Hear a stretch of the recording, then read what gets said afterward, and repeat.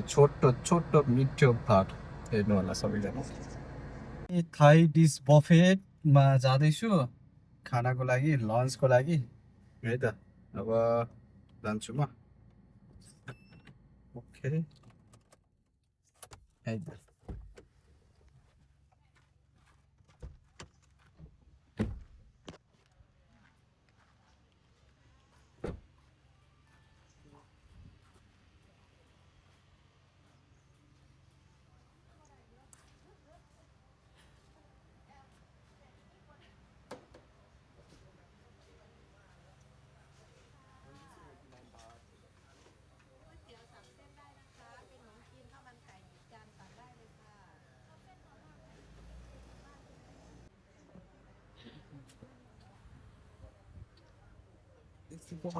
Sweet or not chicken पनि रहेछ है त यहाँ पुरै बफेट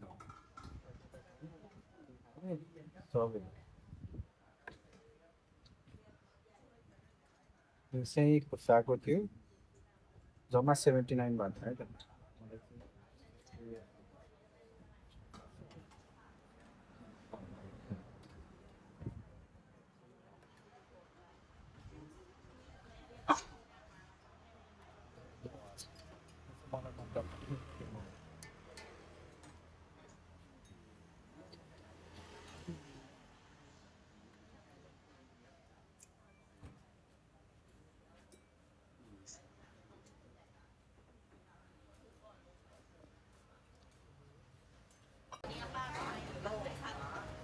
बुफेट 79 त्यसै दामी रहेछ, त्यसै दामी रहेछ।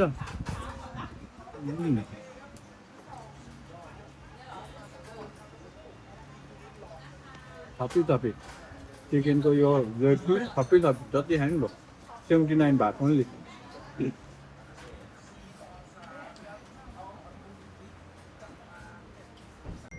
यता यहाँ यो बफेट खाएर चाहिँ अब म फर्किएँ। यस्तो रहेछ, दामी रहेछ बफेट। यस्तो यो पनि कस्तो युनिक तरिकाले बनायो क्या, लाइक त्यो पुरानो पुरानो दस्ताहरू टिनहरूबाट के हेर्न त्यो खैलाएको छ।